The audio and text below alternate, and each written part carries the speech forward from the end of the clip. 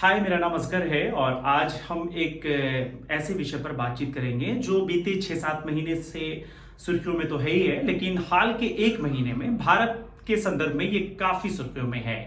उस विषय का नाम टैरिफ है। अमेरिका ने भारत पर काफ़ी टैरिफ का जो प्रतिशत है वो बढ़ा दिया है। इसकी वजह से अब हमारे बाजार और जो हमारी अर्थव्यवस्था है वो कहीं ना कहीं प्रभावित होना शुरू हो गई है। तो हमारे साथ इस विषय पर बातचीत करने के लिए उसे समझने और जानने के लिए जेएनयू से इंटरनेशनल रिलेशन में पढ़ाई करने वाली रेशम फातिमा है। रेशम, सबसे पहले तो टैरिफ के बारे में एक लेमैन को अगर आपको समझाना है कि टैरिफ होता क्या है तो आप क्या कहेंगे? बेसिकली टैरिफ एक तरह का टैक्स है जो एक कंट्री दूसरे कंट्री पे लगाती है। फॉर एग्जाम्पल, मान लेते हैं कि आप यूएसए हैं और मैं इंडिया हूँ। मैं अपना सामान कुछ आपको देती हूँ, आप अपना सामान कुछ मुझे देते हैं।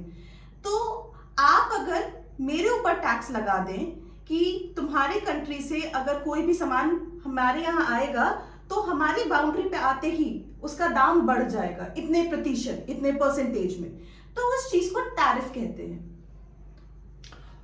मतलब एक तो मुझे ये समझना है कि टैरिफ के बारे में जब बातचीत होती है, आपने बताया कि एक तरह का टैक्स है और एक कंट्री जब दूसरे कंट्री में कोई सामान एक दूसरे को वो बेचते हैं, खरीदते हैं, तो उस प्रक्रिया में टैरिफ लगता है। तो मैं सबसे पहले ये समझना चाह रहा हूँ कि ये भारत पे जो अमेरिका ने टैरिफ बढ़ाया है और 50% कर दिया है। शुरू में 25% टैरिफ था, उसके बाद अमेरिका जो है वो भारत को थ्रेट करता है कि एक वजह बताता है कि आप रशिया से तेल खरीद रहे हैं ज्यादा, उस वजह से हम आप पे टैरिफ बढ़ा रहे हैं।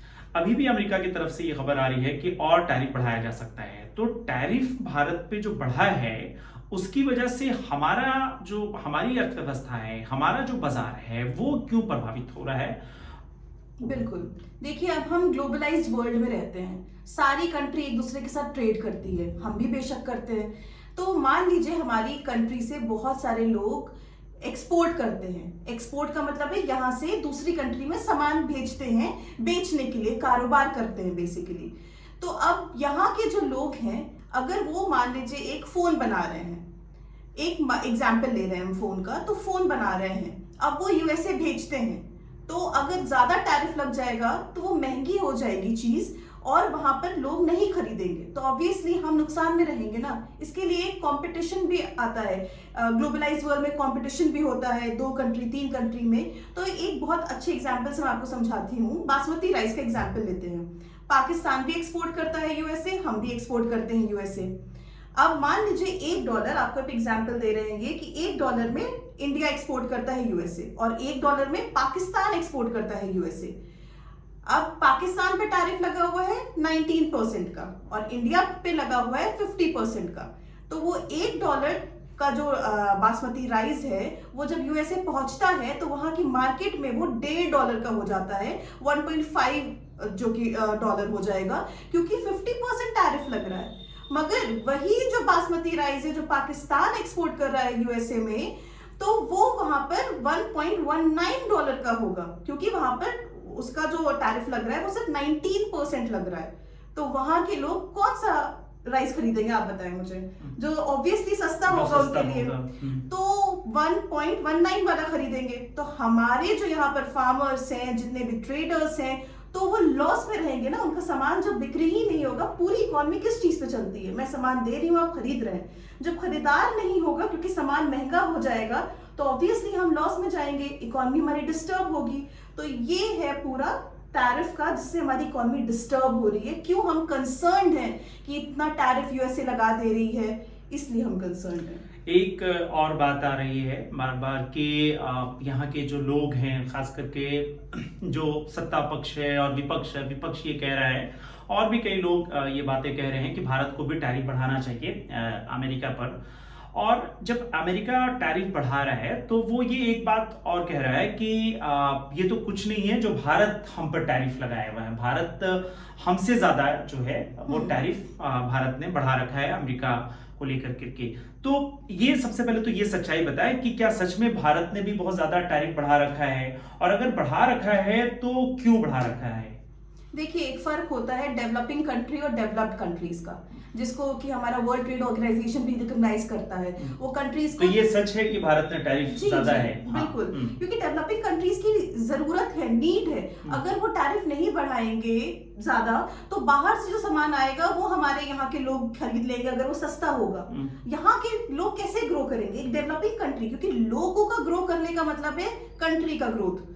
तो अगर यहाँ के लोग ग्रोथ नहीं करेंगे, बाहर से सामान आ रहा है, मान लीजिए चाइनीज मोबाइल आ रहा है, वो सस्ता आ रहा है और वो लोग खरीद ले रहे हैं, और इंडिया में कुछ भी मैन्युफैक्चर मोबाइल करने की कोशिश भी कर रहे हैं, तो वो ऑब्वियसली मैन्युफैक्चरिंग महंगी होती है, R&D होता है, रिसर्च एंड डेवलपमेंट होता है, बहुत सारी चीजें होती हैं, तो वो महंगा बन के आता है, वो 10,000 में आ रहा है। बट एक चाइना से मोबाइल जो हम इंपोर्ट कर रहे हैं, मतलब चाइना एक्सपोर्ट कर रहा है, तो वो 5,000 में मिल जाएगा। तो लोग तो ऑब्वियसली सस्ता खरीदेंगे ना, क्योंकि मार्केट या इकोनॉमी तो इसी चीज पे वर्क करती है कि जो भी जो बायर होते हैं वो सस्ता प्रोडक्ट चाहते हैं, तो वो लेंगे। तो हमारी कंट्री ग्रो नहीं कर पाएगी। तो डेवलपिंग कंट्रीज को ये कुछ जो एक प्रोविजंस दिए गए हैं या फायदे दिए गए हैं कि ठीक है, नियम है क्या? जी बिल्कुल है। उस बारे में थोड़ा बताएं, वो कहाँ से है वो नियम?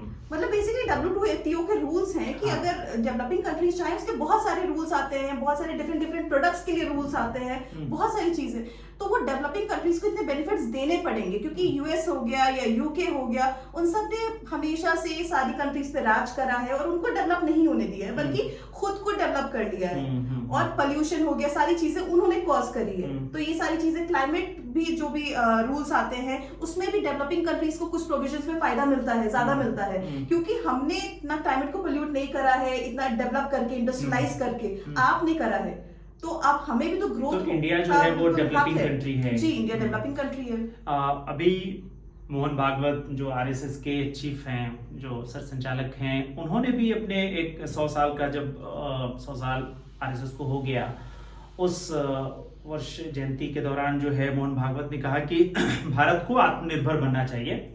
और वो ये कह रहे हैं कि मतलब दूसरी कंट्री से बिल्कुल एक दूसरे से कारोबार होना चाहिए, लेकिन ज्यादा से ज्यादा हम खुद मेड इन जो इंडिया वाली बात है, प्रधानमंत्री मोदी ने भी यही नारा दिया था, और मतलब खुद बनाएंगे और बाजार ऐसा तैयार करेंगे कि हमें किसी को देने की जरूरत नहीं, हम खुद यहाँ बेचेंगे और खरीद, मतलब भारत में ही वो ज्यादा बिक्री होगा और भारत में ही बनेगा।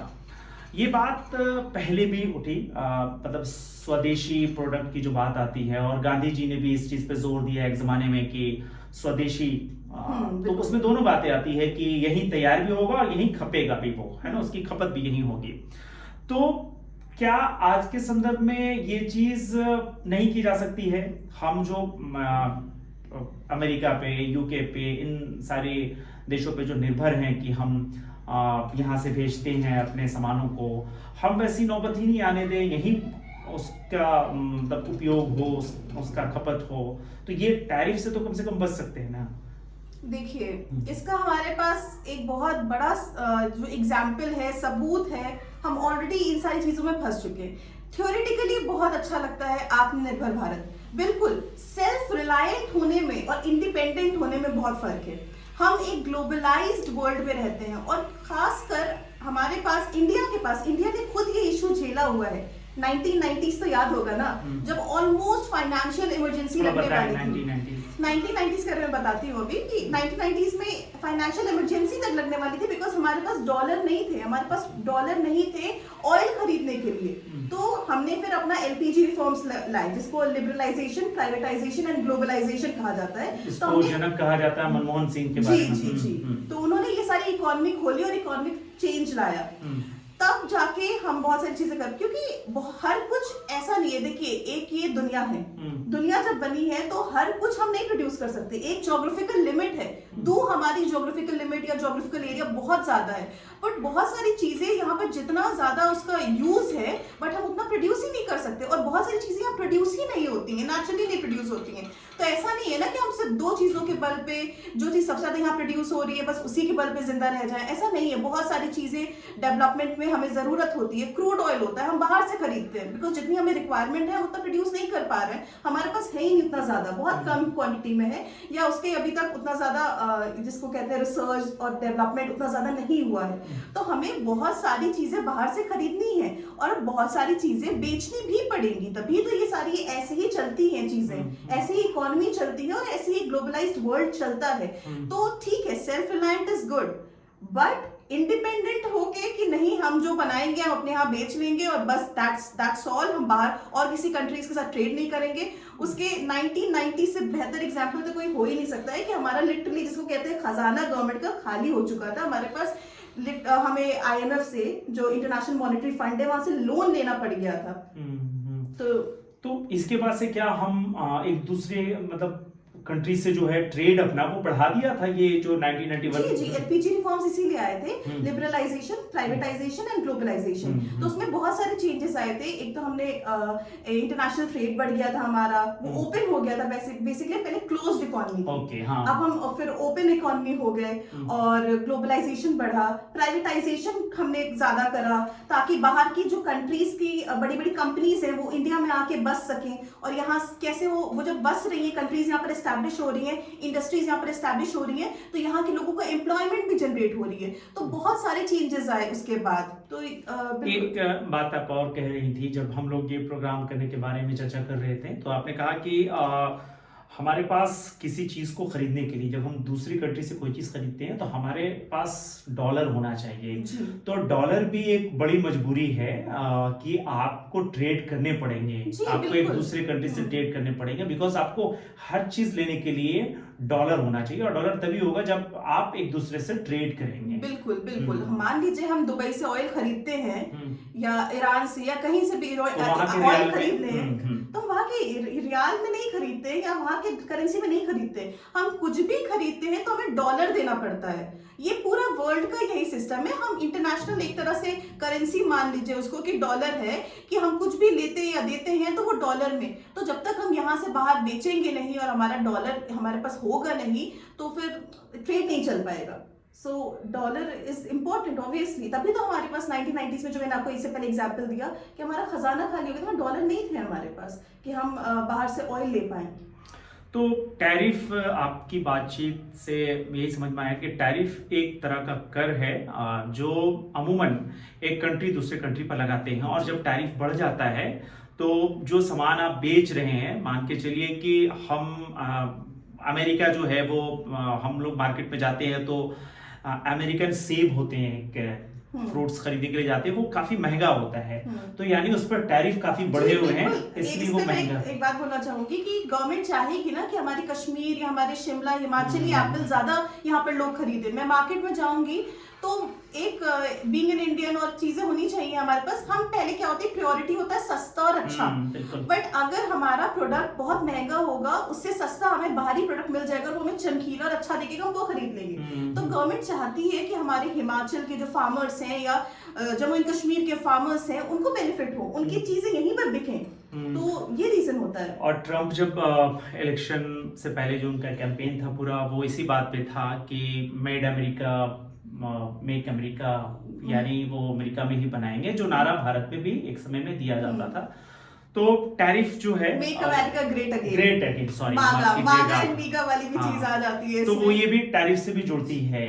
और अमेरिका जो टैरिफ बढ़ा रहा है, यकीनन बहुत सारे जो हमारे प्रोडक्ट अमेरिका को हम लोग बेचते हैं वो जब महंगे हो जाएंगे तो जो दूसरे वहाँ जो अमेरिका उस चीज का प्रोडक्ट कर रहा है वो ज्यादा बिकेंगे, और जो दूसरी कंट्रियां हम जो प्रोडक्ट बेच रहे हैं तो वही प्रोडक्ट जो हमारे दूसरे पड़ोसी राज्य बेच रहे हैं, पड़ोसी देश बेच रहे हैं, वो सस्ता बिकेगा हमारे बनिस्बत पे। जैसे पाकिस्तान पे उन्होंने टैरिफ को घटा दिया है। सिर्फ अमेरिका की प्रॉब्लम नहीं है, प्रॉब्लम ये भी है कि हमारे जो कॉम्पिटिटिव जो देश हैं, कंट्रीज हैं, वो तरक्की करेंगे और हम पीछे जाएंगे, तो ये एक प्रॉब्लम। तो शुक्रिया, बहुत ज्यादा तो हम लोग जानकारी नहीं दे पाए, जो समझ थी इनकी उन्होंने संक्षेप में बताने की कोशिश की है।